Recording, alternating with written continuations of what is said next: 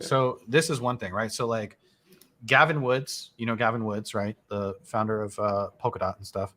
So like there was like an Ethereum cartel, you could call it. There was like the early guys in Ethereum, Vitalik, Gavin Woods, Joe Lubin, Charles Hoskinson. So Gavin Woods and Charles Hoskinson were like, okay, like Vitalik, you want to do it this way, and you want to refurbish a plane while it's in the air with passengers on it, and we can just build one on the ground and probably build it way faster and go that way. But to me, if blockchain was ever going to be something long term, being able to like work on it while it's moving and upgrade it like that is like a huge thing, right? Because otherwise, what are you saying? Okay, after 5 years, Ethereum's done, and we go to this next network. Like investors don't want to, like traditional investors don't want to think like that. They want to be in something and have it last 30 years. So to me, this is like the first. And yes, it's taken many years and longer than people have thought. But to me, I still think that the timeline is great. And I think that like moving to the merge and changing the consensus algorithm and everything like that while the network is still working. I mean, you can use Ethereum today and it works fine, right? So doing that while it's moving is not only amazing, I think it's great for blockchain and it's great for crypto. And it makes people, know that they can trust the Ethereum network. I think that if this goes smoothly without a hitch, I think you're going to see ETH do crazy numbers next cycle. Honestly, it's going to do interesting. It's going to do really well. For our community in particular, Hexagons, PulseChains, what does the ETH merge?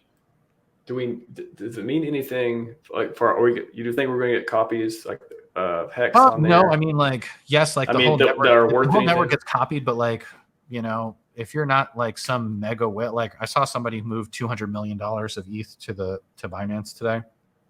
Those are the guys who are going to make the most. Okay, like they're going to get 4 or 5. I have to check what the ratio is right now, but last time I had checked, it was like 4 or 5% of your ETH would get copied, and you could sell it for so that's 5% dividend, 4% dividend. Like it's pretty good for one day. Could be a sell the news event. So like if you're buying ETH now, while it's already elevated, like maybe CPI comes out tomorrow, maybe it's good. ETH runs up a bit, merge, it dumps, like who knows? But like the money would be it's probably insignificant and not worth like trying to figure out if you don't have very much. Yeah, there's not gonna be any liquidity. Who's gonna buy Hex on ETH POW? No one. Yeah, that's gonna be.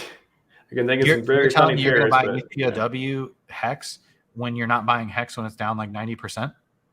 Richard said he doesn't want to see cheap Hex anywhere. Okay, and he meant that literally. And for every fork that comes along, there's also no front end for ETH POW Hex, so you can't even stake it.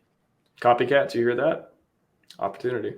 Just saying. I mean, basically nobody, like they might support the ETH POW like trading, because how do exchanges make money on trading, right? But like, are they gonna like invest in anything, or like is anything gonna be built? No, it's not. It's just a cash grab. It's just the same as anything really. Like same as BCH Classic 3.0. Ethereum Classic, and basically is like the 3.0. And so I don't think there's. I mean, it's an interesting thing, and like if you have a bunch of ETH and you want to hold it, you could move it to one of the support. I think like Poloniex or Kraken supports it, and then you could try to dump your ETH POW. But like, is it worth it to, what we've seen happen in the past is like, man, I don't even think moving a ton of ETH to an exchange is worth it. Like, I think you should like slowly get out of positions, because I just don't trust exchanges anymore, Yeah. And now they can go bankrupt and like tell you to give your money back or sue you for your own money. Like, it's just not worth it. You signed up. You read the terms of service. Okay. Mm-hmm. Yeah. You read all of them.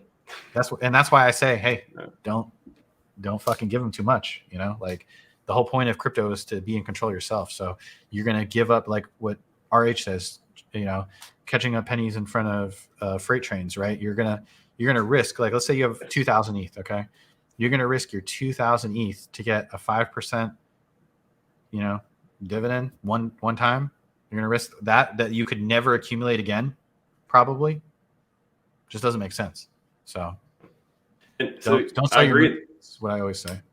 I agree that it's good for crypto. I mean, certain people, It especially is in awesome. our community, they're like, oh, ETH, It's the whatever, old biggest event. technology. It's the biggest event in crypto up until now. So it is, and ETH has been pulling the market up. I mean, we should be way, way, way lower than what we are, you know. But ETH, you know, it's an exciting thing. Like, I mean, I'm not an ETH maxi anymore, but like, I told people in the bull market, I said, hey, when the dip comes, you better be getting enough ETH to where you don't ever have to get. Why not? Like, you're in the market, right? You're in 2020, 2021. Why are you going to get priced out of ETH? Doesn't make any sense why you should. When it's dipping like this, you guys should be working extra shifts to get ETH, to get Hex, you know, but definitely ETH, because you don't want to ever get priced out of the market, you know, because if the fees go up, you want to be able to, like, you know, now you have a validator, or you're delegating to a validator kind of, you know, and you can earn ETH in fees.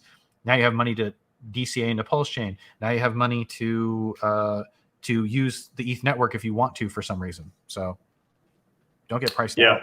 I think you're always going to need ETH. You're always going to need PLS. I mean, for when are you not going to need it? It's going to be it's going to be around. It's like, to me, like, people chasing one Bitcoin over like 32 ETH like never made sense. I'm like, yo, bro, like the 32 ETH it turns you into a miner for, you know, like the number 2, which is probably going to eventually be the number 1 coin. It's a no-brainer.